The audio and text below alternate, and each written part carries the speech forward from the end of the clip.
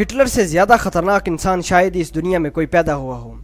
اڈالف Hitler ایک ایسا نام جس سے پوری دنیا کانپ اٹھتی تھی۔ جس طرح ہٹلر نے یہودیوں پر ظلم کیا، ایسا لگتا تھا کہ دنیا سے انسانیت ہی ختم ہو گئی ہو۔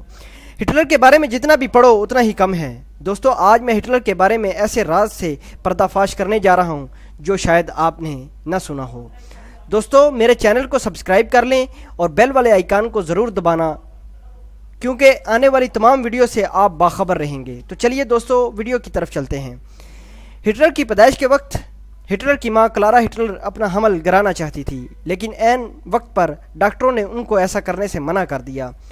ہٹلر اپنی نالائکی کی وجہ سے پورے علاقے میں مشہور تھا، اور اپنی نالائکی کی بدولت ہی وہ بے روزگار تھا۔ اڈالف ہٹلر بچپن سے پادری بننا چاہتا تھا، کیونکہ 4 سال کی عمر میں ان کی جان ایک پادری نے ڈوبنے سے بچائی تھی۔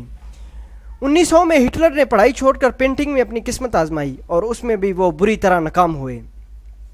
18 سال کی عمر میں ہٹلر کی ماں کا انتقال ہو گیا۔ ماں کے انتقال کے بعد ہٹلر بے گھر ہو گیا تھا۔ ورلڈ وار 1 میں ایک برٹش افیسر نے زخمی جرمن سپاہی کی جان بخشی تھی۔ وہ سپاہی دوستوں کوئی اور نہیں تھا، یہی بد نصیب ہٹلر تھا۔ یہ تو ساری دنیا جانتی تھی کہ ہٹلر یہودیوں کو چن چن کر مارا کرتا تھا، لیکن ہٹلر کا پہلا پیار بھی ایک یہودی عورت تھی، لیکن شرم کے مارے وہ اپنی محبوبہ سے اپنے پیار کا اظہار نہ کر سکا۔ 1938 میں یہودیوں نے ٹائمز آف میگزین میں ہٹلر کو مین آف دی ایئر قرار دیا، اور آخر میں دنیا کا سب سے چونکا دینے والی حقیقت اور بات سے پردہ فاش کرنے جا رہا ہوں۔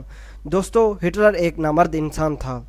ہٹلر اپنی سیکس لائف کو بڑھانے کے لیے انجیکشن کا استعمال کرتا تھا تاکہ اس کی جوان گرل فرینڈ خوش رہ سکے۔ ہٹلر نے اپنے لیے جو والز بیٹل کار بنانے کا آئیڈیا ایک یہودی انجینئر سے ہی چرایا تھا۔ دوستو، ہٹلر چارلی چیپلون کا بہت بڑا فین تھا، اسی لیے اس نے اپنی مونچھوں کا سٹائل اسی طرح رکھا تھا۔ ہٹلر کی مونچھوں کو ٹوتھ برش مونچھیں بھی کہا جاتا تھا۔